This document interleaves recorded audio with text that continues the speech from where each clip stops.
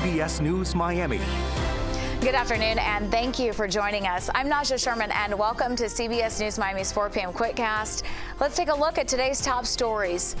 Off the top, a 10-year-old child was struck by a car this morning. It happened while he was walking to school in Coral Springs. Chopper 4 was over the scene. The boy was airlifted to Broward Health Medical Center in Fort Lauderdale. CBS News Miami's Yvonne Taylor is there. Yvonne, what do you know about the victim's condition at this time? Naja, the young victim was airlifted to this hospital in Fort Lauderdale. Coral Springs Fire just told me a few minutes ago that the child is still here and is in stable condition. He and 3 other children were on their way to school this morning. The incident occurred on Northwest 110th Avenue and Sample Road in Coral Springs. A white van hit the child, according to police, at around 7:45 a.m.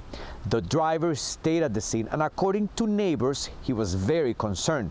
They also shared with us that accidents happen in the area frequently, according to them, because of lack of traffic lights. They need more of a police presence here to curb the cars speeding up and down Sample Road. My heart goes out to the family of the child that got hit. Coming up at 5 p.m., we have the testimony of a witness, the person who called 911 to report the incident. She told us that she saw the victim and spoke with the other children. We'll have that testimony in less than an hour. We are in Fort Lauderdale. I'm Yvonne Taylor, CBS News, Miami. Yvonne, thank you. The Broward Sheriff's Office is investigating the death of a baby. Deputies say they responded to a house. It was on the 9500 block of Northwest 74th Court in Tamarack. Crews found that baby unresponsive. The baby was taken to the hospital where it was pronounced dead. The medical examiner's office will now determine the cause of death. Always alerting, always tracking. This is Next Weather. And taking a live look outside, what a beautiful shot. It is a warm day across South Florida, and we are heading into record territory tomorrow. Wow. Next weather meteorologist Cindy Pressler tracking it all. Hey, Cindy. It's going to be time to crank the air conditioner, because here we go, at least for a day, and then we'll get a nice break after that. But yes, temperatures are expected to be near 90 degrees, if not 90. There could be some spots that even go over 90, but if we hit that, the record high is 91 degrees. That's going to bring in a cold front, not until we get into Thursday morning, so there will be a chance for some showers, maybe an isolated storm with it, but the timing of this front is very important because we're not going to be at the peak heating of the day, so that's why we're not expecting severe storms. Another coolish and dry weekend on the way, and I think you're going to love that. This front has been causing all kinds of problems. Last night it was over the Midwest. Today those storms have moved into the Tennessee Valley. Strong storms with wind, hail, and tornadoes. That's the front that will come in here, but by the time it gets this far south, it will be much weaker. So that's why we're not expecting to see that severe weather. But just to our north, across central and northern Florida, that area could see some storms. At this point, we've got a strong southeast to southerly flow. So again, a few of those fair weather clouds that pop up in the afternoon. Same type of thing happening again today. Not bringing any rain, but the humidity is up just a bit, and our winds now at about 22 miles per hour with the gusts out of the southeast at 14. Those winds are going to pick up as a pressure gradient tightens tomorrow, and that's why our temperatures are going to be around 90 degrees. That record, 91, was set back in 1975, and this is what we're expecting as far as those gusts out of the southwest, actually. By the afternoon, 25 to 35 miles per hour. You could even see some gusts up to 40 miles per hour, so secure all your items on your balconies and your patios because you don't want those blowing around. That will weaken, though, behind that frontal system. So, wind advisory in effect from 11 a.m. until 8 p.m. with those gusts up to 40 miles per hour. Showers and thunderstorms really don't look like it's going to be a big threat. A spotty Wednesday night through the overnight hours and into Thursday. That's what we're looking for. So again, we're not expecting a whole lot out of this system as it makes its way through. Temperatures, though, topping out 90 tomorrow, cooler and drier heading through the weekend and beyond. Cindy, thank you. We have breaking news just into our newsroom. We now have the 911 call from the assistant of former Dolphins player Vontae Davis. It was after he was found dead at a Southwest Ranches home. On Monday morning, Davie police responded to the home where they found his body. So far, investigators say they do not suspect foul play. Hear the 911 call coming up at 5. The reproductive freedom of women, front and center this morning in Fort Lauderdale, comes a day after a major ruling by the Florida Supreme Court on abortion. CBS News Miami's Joan Murray has this report. I'm here at the Broward County Government Center, where there was an on-the-road congressional hearing focusing on women's reproductive rights in the wake of the overturning of Roe versus Wade. Now, area Democratic Congresswoman Debbie Wasserman Schultz led this discussion, and it focused primarily on Florida's current 15-week abortion ban, which will be changed to a 6-week abortion ban based on what the Florida Supreme Court said on Monday. Now, there was emotional testimony, including one from a woman who had a very troubled pregnancy. And Florida law forced you to carry the baby until 37 weeks with no amniotic fluid and a certainty that he would not survive. Yeah. Yes. Now, the Health and Human Services Secretary, Javier Becerra, also weighed in on this issue. You'll hear from him at 5, including where things go from here. I'm Joan Murray, CBS Miami. A carjacking suspect is in custody. It is following an hours-long standoff on I-95 exit ramp. Sheriffs responded after a woman was carjacked at gunpoint in West Point. This happened around midnight. Authorities spotted the stolen car just a few hours later. They were then led on a chase, the driver eventually crashing along the off-ramp of I-95 and Miami Gardens Drive. He barricaded himself in the car, causing a SWAT standoff.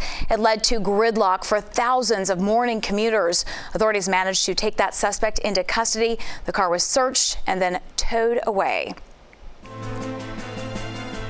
Now to the Israel-Hamas war. An American is among 7 aid workers killed in an Israeli airstrike in Gaza. The workers were delivering food with the World Central Kitchen. It is a charity started by a celebrity chef. CBS News Miami's Natalie Brand reports from Washington, D.C. The humanitarian workers were killed hours after bringing a new shipment of food into northern Gaza, one of their vehicles appearing to take a direct hit. The World Central Kitchen has now suspended its aid work in the war-torn region. Israel's Prime Minister Benjamin Netanyahu called it a tragic case of Israeli forces unintentionally hitting innocent people, saying this happens during war. Hey, this is Omar and Chef Olivier. We're at the Deir Balaf kitchen. One of the victims has been identified as Australian Zomi Francombe. Australia's Prime Minister is demanding accountability. This is a human tragedy that should never have occurred. That is completely unacceptable. Chef Jose Andres, who founded World Central Kitchen, posted on social media that he's heartbroken, saying the Israeli government needs to stop this indiscriminate killing and stop using food as a weapon. World Central Kitchen said it had coordinated its movements with the Israeli military. His charity had built a makeshift pier, shipping hundreds of tons of food into the Gaza Strip as the UN warns of famine in the region. They have been doing extraordinary, brave work. Secretary of State Antony Blinken addressed the strike while traveling in France. They show the best of what humanity has to offer when the going really gets tough.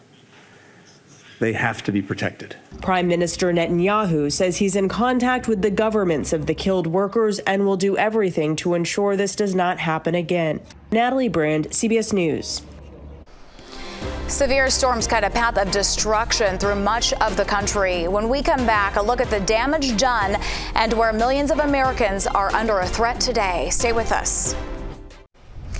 Welcome back to CBS News Miami's 4 p.m. Quickcast. Former President Donald Trump is headed to Michigan and Wisconsin. He's planning to go after President Biden's border policies. Meanwhile, Democrats are hoping the Florida Supreme Court that put abortion on the ballot will help make the state competitive in November. The Biden campaign is also out with a new ad using Trump's own words against him. CBS News Miami's Skylar Henry joining us live from Washington, D.C. with more on this. Skylar. Hey, Najahe, good afternoon to you. We will see if the Biden campaign's efforts prove effective, obviously looking ahead to November, as abortion undoubtedly is going to be one of the talking points from Democrats and really Republicans as we look ahead to that election. And it's for multiple reasons there. And you have to wonder how this will impact several races down the ballot as well, not just the presidential race that we're looking ahead to. But to your point, the former president making his trips all across the country with stops in Michigan and Wisconsin today, focusing on the latest immigration policies, criticizing President Biden's policies, while also meeting with local officials to try to get his message out there and also sway them to vote for him. We'll see if that proves effective. That's something that the Trump campaign will try to tout, if you will, throughout the Midwest as he looks to gain significant ground in what ultimately will be a large battleground area looking ahead to November. But back to what we could potentially see down in Florida and elsewhere. We know that the Biden campaign is putting out different efforts in Nevada and Arizona, also talking about abortion rights and the codification for abortion access. We know that this will be an ongoing fight. Despite these courts making these rulings, we know that if and when available on the ballot, the Biden campaign will certainly take advantage of that, obviously doing so by using the former president's words in their latest campaign effort. And so we'll see ultimately what happens. Obviously, these two are the presumptive presidential nominees. We'll see which issues they decide to lean into with the months going ahead until the election. Najahe. Yeah, Democrats certainly hoping that the Florida Supreme Court ruling is a game changer for Democrats in the state of Florida. Skylar, thank you for that live report. Countless families across the country now starting to clean up. It's after being hit hard by severe storms stretching thousands of miles. CBS News Miami's Omar Villafranca is in a hard-hit community in Oklahoma. In Barnsdall, parts of the small town are leveled. Some homes ripped to shreds, roofs torn from structures, and a community plunged into darkness. Officials say a suspected tornado barreled through the town of just over 1,000 residents last night around 9 p.m., carving a path of damage that left almost nothing untouched. Cinderblock buildings were smashed by violent winds. Monday's severe weather outbreak had a far reach, from powerful winds in Illinois to hail the size of golf balls in Kansas. A bolt of lightning in North Texas is suspected of sparking this house fire in Plano. Initial arriving crews found a heavy fire and smoke coming from the exterior of the structure. There were reports of a loud boom, a thunderstrike. And in the Midwest, when we heard the tornado warning, we went to the basement and we heard a lot of noise. A violent storm brought tree limbs bursting through Andrea Kaczynski's kitchen ceiling in Chesterfield, Missouri. Heavy rain caused flash flooding near St. Louis, where about 1.5 inches of rain fell in the span of 4 hours. Wow, the whole street's flooded. That's a first. Power is still out for hundreds of residents here, but the severe weather is not over. More than 50 million Americans are under the threat of severe storms today. Omar Villafranca, CBS News, Barnsdall, Oklahoma. That's your Quickcast. I'm Najahe Sherman. Thank you for joining us and have a great day.